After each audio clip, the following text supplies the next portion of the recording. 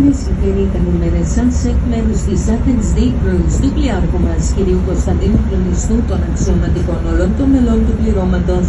Σας καλωσορίζουμε στο πλοίο μας Κόσμος. Σας ευχόμαστε με ευχάριστη βραζιέρα. Το πρόγραμμα μας σήμερα θα είναι ως εξής. Θα επισκεφτούμε τα τρία όμορφα νησιά του Σαρονικού, την Ύδρα, τον Πόρο και την Αίγινα. Το φαγητό θα σερβιριστεί μετά το πρώτο νησί της Ύδρας και όλα τα ποτά που θα καταναλώσετε πληρώνονται πάντα επιπλέον. Στην Αίγινα οργανώνουμε προεδρικές εκδρομές με επίσκεψη των Άγιων Νεκτάριο. Όποιος επιθυμεί να συμμετάσχει μπορεί να επικοινωνήσει με τη ρεσεψιόν για περισσότερες πληροφορίες.